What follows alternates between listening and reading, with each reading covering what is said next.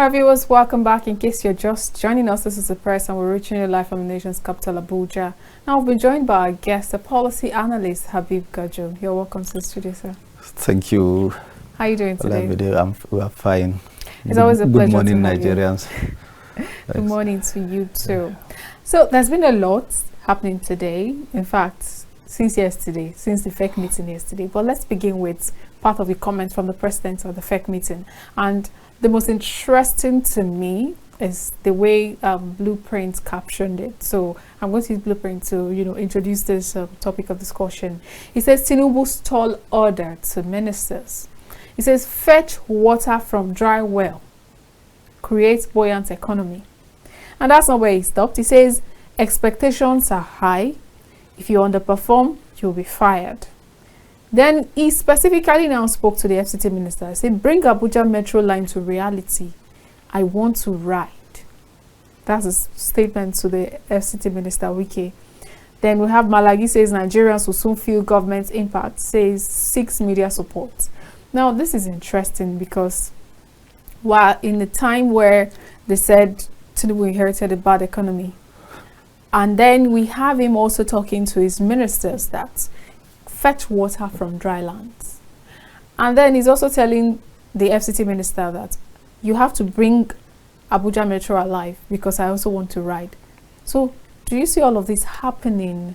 Do you see a situation where the current ministers in their capacities and capabilities can actually truly fetch water from dry land?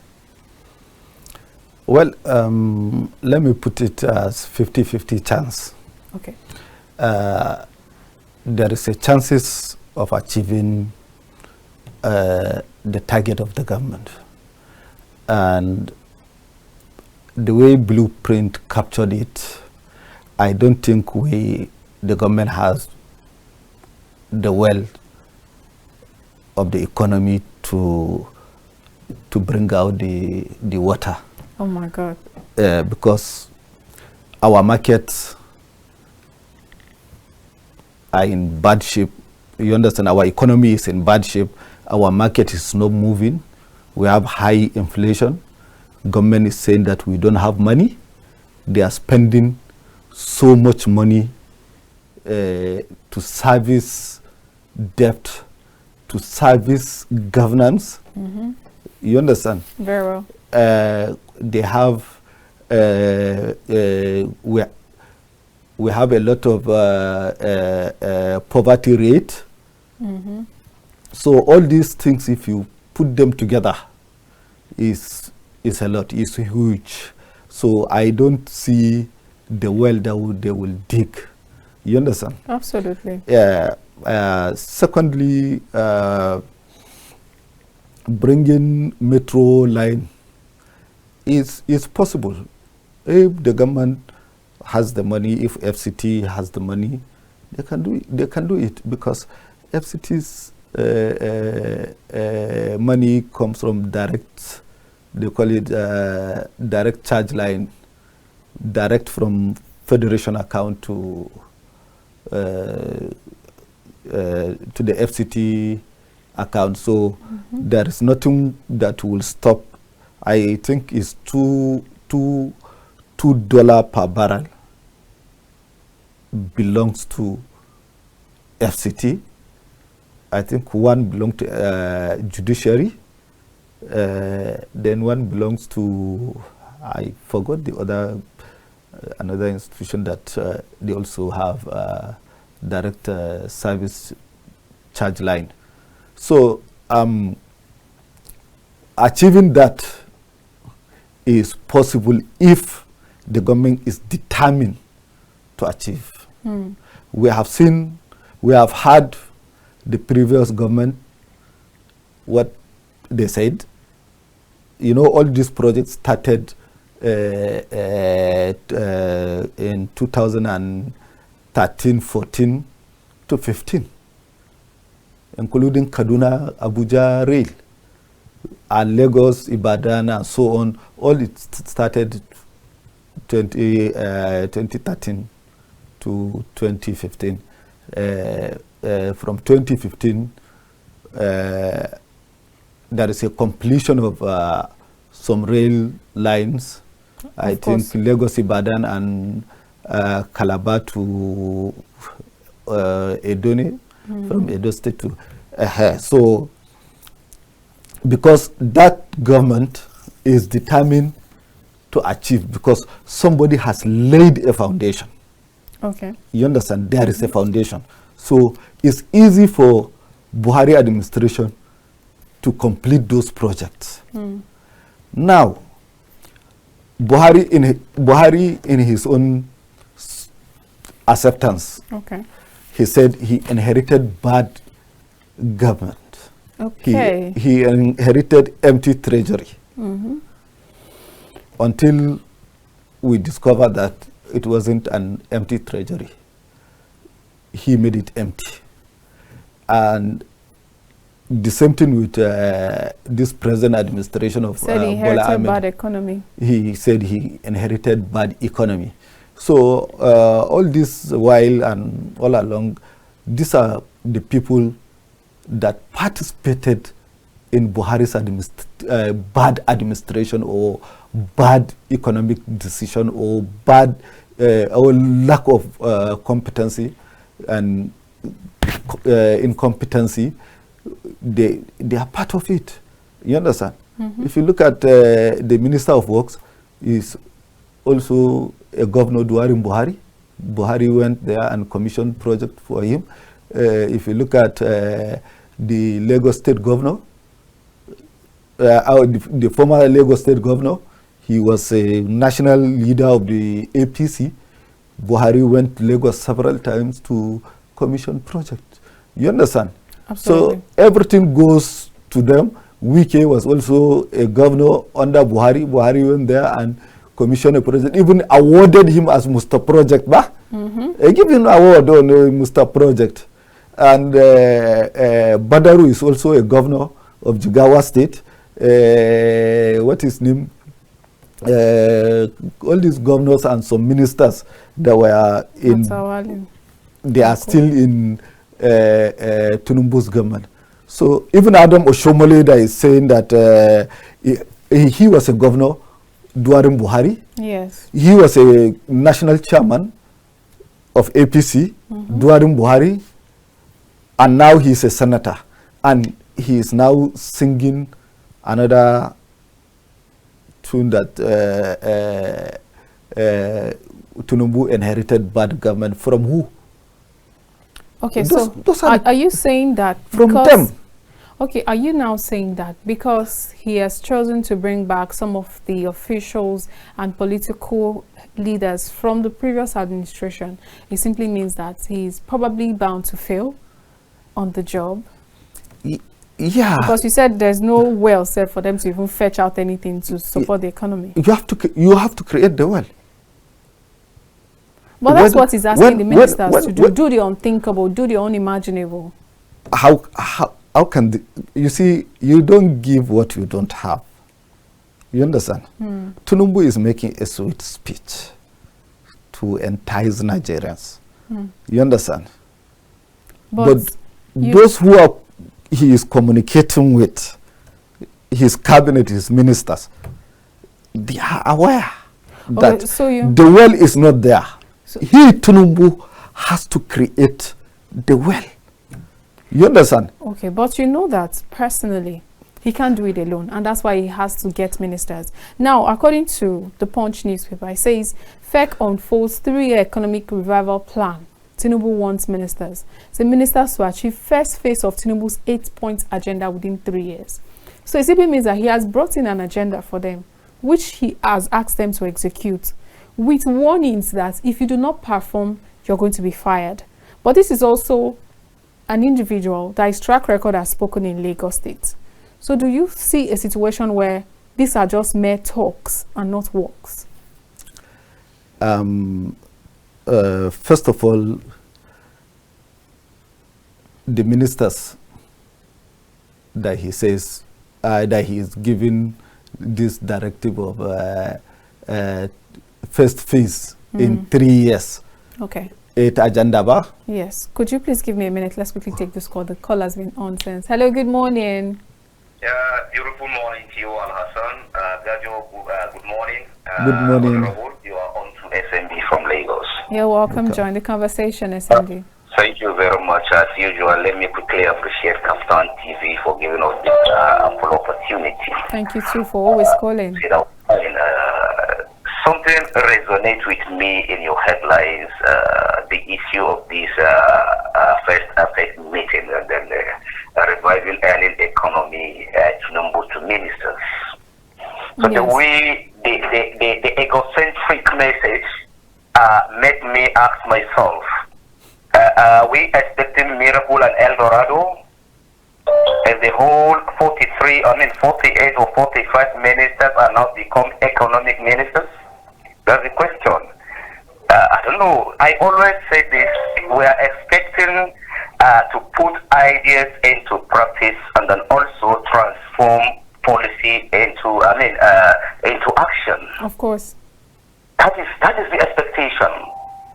So when we believe that is the expectation, meaning talk less, more action. And there are certain things which we all know very long ago. The national economic system and the nation economic system, they are not in the same ground. They are not. They are not.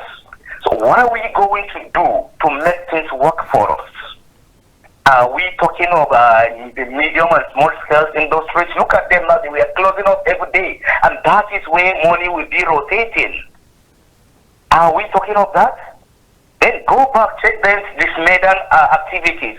Are they doing the needful? When money is not circulating between the micro, small and medium enterprises, what do you expect? Now check out today, how many micro, small, medium enterprises shut down in Kano last week?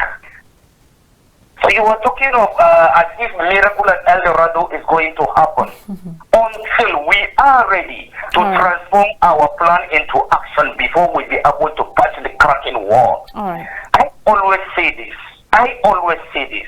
When the economic setting is not right, believe in me, you are not going to get things right until we do the needful. But we are having hope, we are having confidence, and we are praying for them.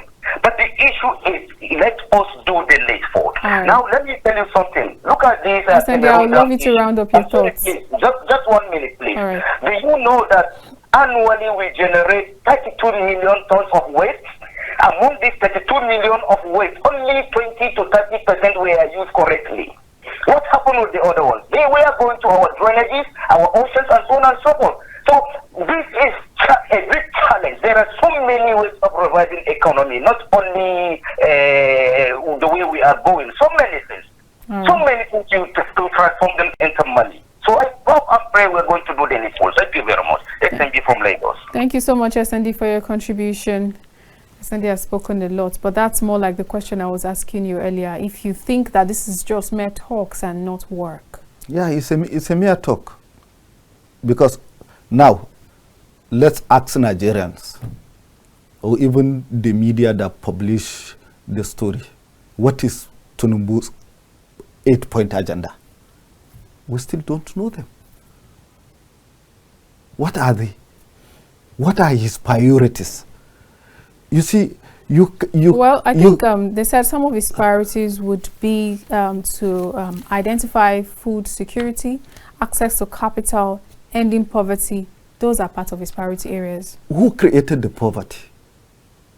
But it's the bad decision of the government that created poverty in the first place. But you know that poverty has been with us since before now. Even when he came, he even deepened the poverty. That's what SMB is saying when he called. Do you know how many SMEs that closed? Do you know how many companies that shut down? Do you know how many job lost that we have in Nigeria now? Unemployment rate. You understand? Very well. Take it in a simple layman terms. There is a small businesses that operate in our homes, in your house, in your backyard, with your fridge, a tailor, in his bankoli, somebody who is selling drinks, zobo, cake, meat pie, chin chin. There are these young boys and girls that are selling inside market and in some places in the shops and supermarket. How can they cope with this high rate of inflation? Today you go to market, tomorrow is a different price. You go to supermarket, or you go to shop, or you go to market, you can't afford to buy what you want. Talk more of buy small things that is being created in as home business. So people are suffering. Those who are doing just small business, their capital has collapsed. You understand? Palliative. We don't, you see, the need of palliative, all what the government need to do is to put a proper economic plan. You understand? With a good decision. You understand? On how to achieve it. Is it going to be a long-term or short-term plan? Then we will see. But he's telling the ministers his only 8 agendas will be achieved in 3 years. So tell me, they might be who is more serious? Is it the Nigerians that are struggling to survive, or somebody that is giving them a long-term period to survive? This is where the question is. You understand? We need to be asking questions. People are suffering. People are in hunger. People cannot afford. People can to even survive. You understand? Very well. So electricity is expensive. Water is expensive. Food is expensive. School fees are high. Medical is high. You understand? Provisions are not there. So how can you let him fix the economy first? Let him. That is why I said there is no well that the ministers will bring water from it. They can't dig. We can't dig anything unless you put up the. Now, when he assumed office. But you know that there's no. When he assumed office, he removed subsidy. On the first day, he didn't remove it. He announced that it's been removed. I said he removed it by announcing it, and that is why on our last program I said Tunumbu's fuel subsidy and political dilemma. All right, let's quickly take this call. Hello, good morning. Hello? Hello, good morning. You're welcome to the press. Morning. Please tell us your name and where you're calling from. Yes, my name is Mr. Balagana. All right, Mr. Balagana. I'm calling from Mina, Niger State. Great, you're welcome to the show. Thank you. You have been a good job, the both of you. Thank you so much. You. One of my contribution is on one of the headlines. Okay. That's what I said that Obaseki withdrew eggs of his DPT. You're taking us to Edun State. All right. That is a posted, yes. Yes. So you see, it is all of them. It is a selfish interest. They have everybody is fighting for his interest. Because that is how these politicians are. Before the two of them they are united and they fight to show the two of them the gango. They are very friendly, and now they are fighting. So they are not reaping what they sow. And the politicians they know how to resolve their differences. Everyone does here. They have their personal interest. It's a selfish interest of the politicians. And they say there is no permanent enemy and there is no permanent friend in politics. That is politics in Nigeria. That's my stake. All right. Thank you. Well, it is not good for the interest of the nation. All right. Thank you so much, Abagana. We appreciate your call. All right. Before we go to Edo State for their political talks, let's round up on this Tinubu's message to his ministers.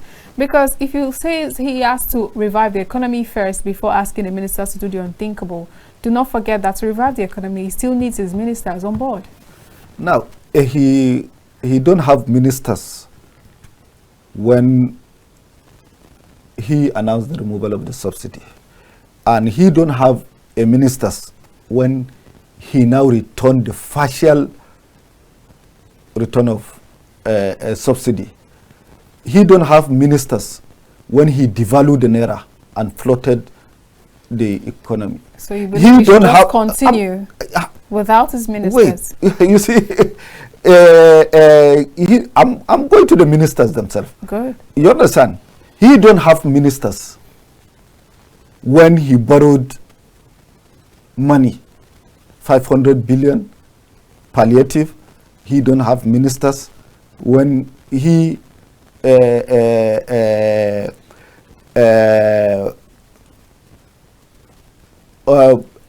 don't have ministers when he now decide to allow NNPC to go and borrow $3 billion to support the weakening naira.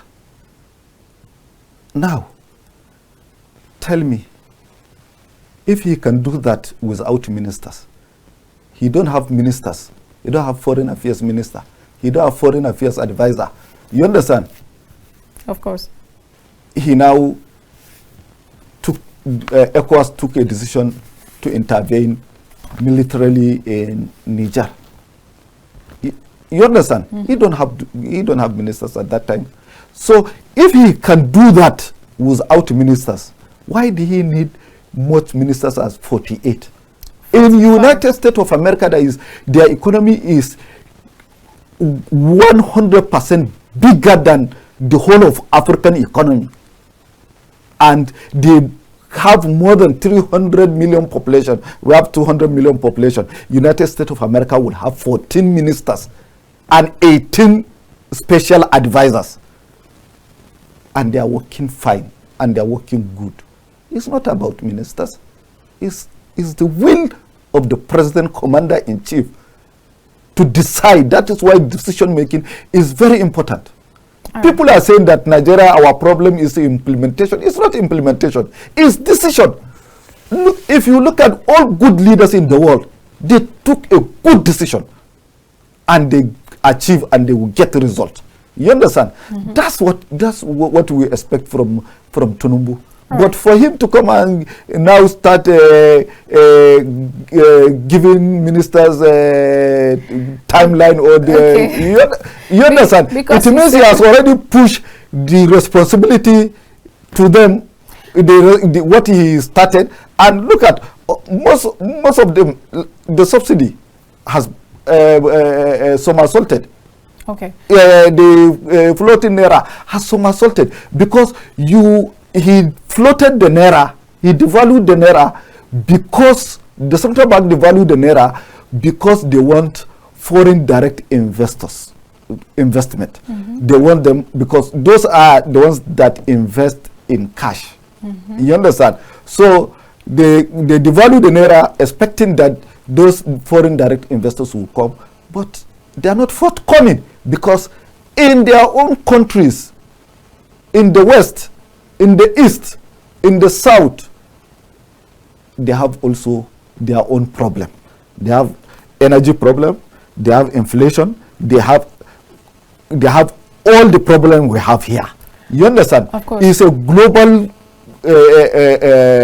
problem. You understand? So you need to create something. That is why I said he did not create the well. You understand? Very when well. Buhari came, he now look at the whole situation and he now realized that we are in recession. Nigeria is a recession.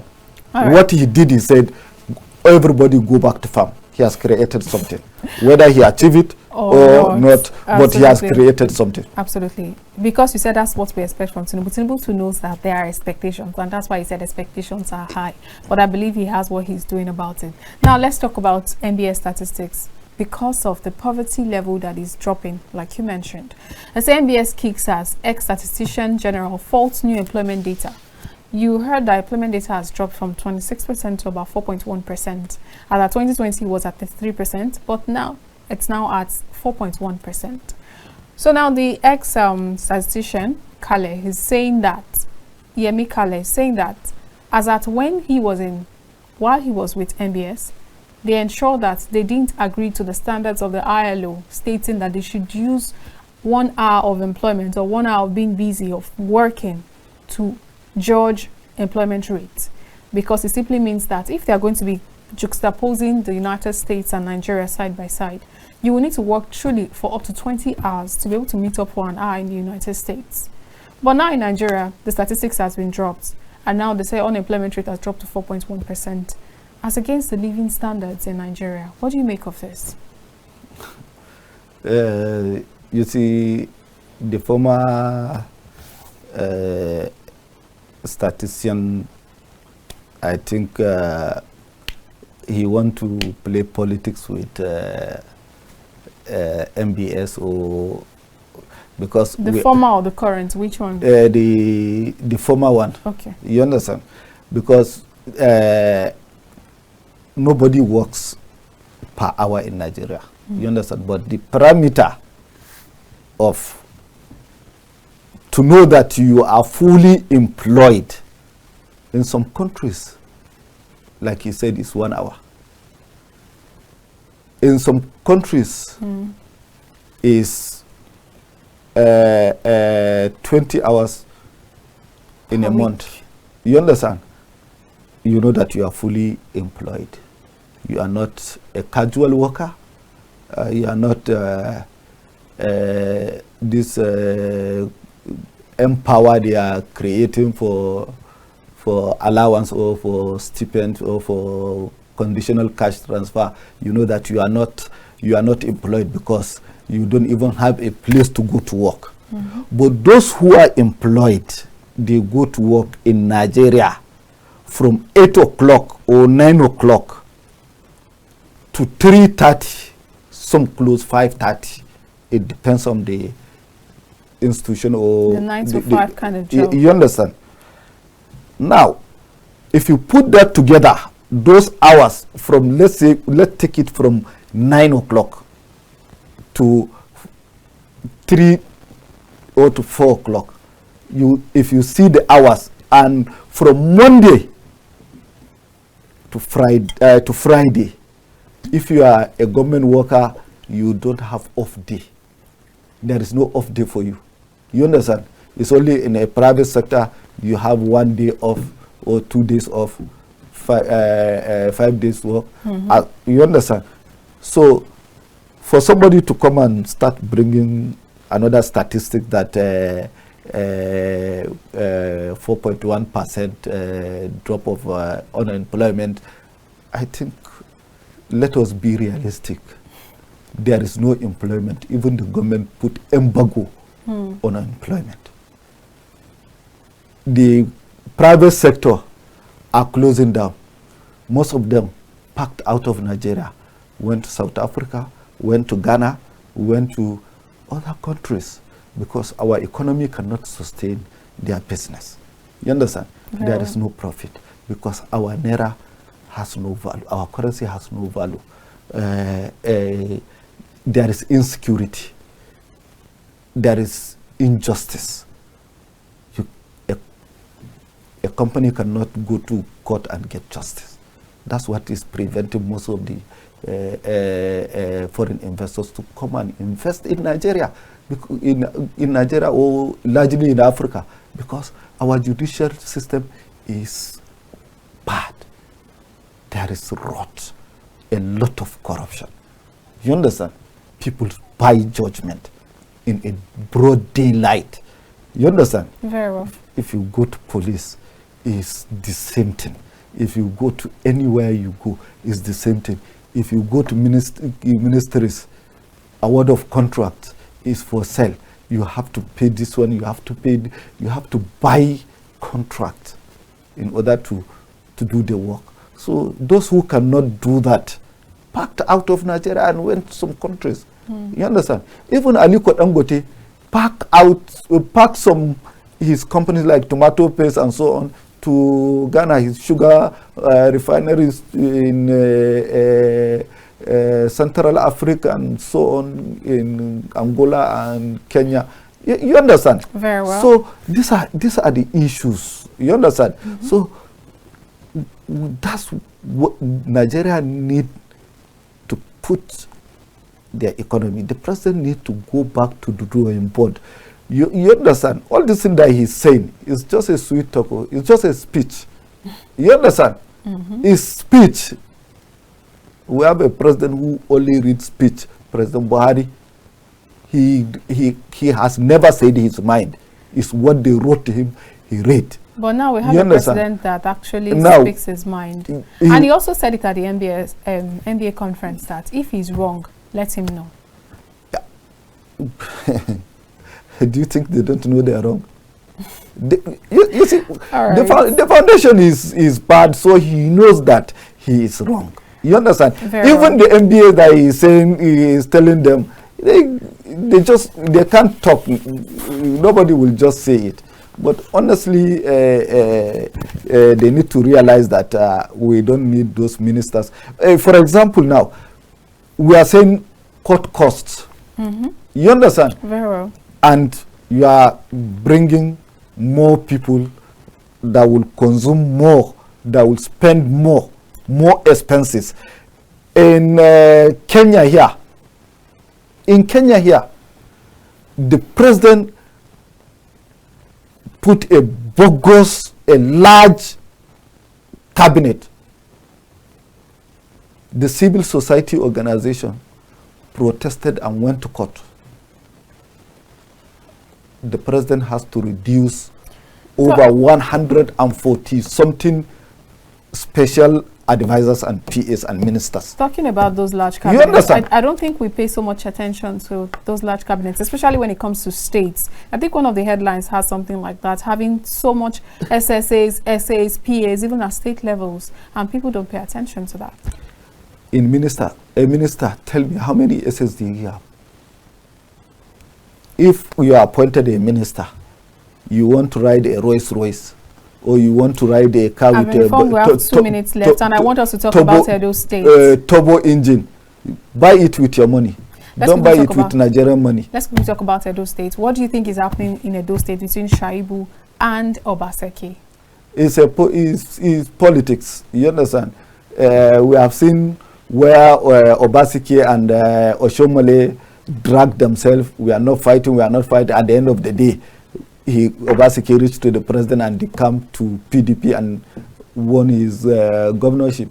So it's the turn of the Philip Shaibu to be strong politically, to fight the two lions, or to choose whether the lion or the elephant, which one he will push and so this is about Shaibu's political ambition. Yes, it's about his ambition. The man is ambitious, and he thinks that this is his time. This is the time that and maybe they don't want him, or they have somebody beside. But honestly, Shaibu has paid his due. Right from Oshomole's government to he has done a lot. You understand? To APC. You understand? And I think he's the one that even negotiated for Obaseki to come to PDP and contest, and eventually they won.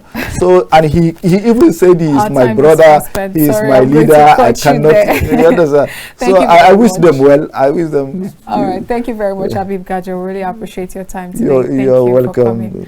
All right, viewers, that's where we'll draw the curtains on today's show. We'll see you again tomorrow. I am Olamide Alhassan. Do have a great day ahead.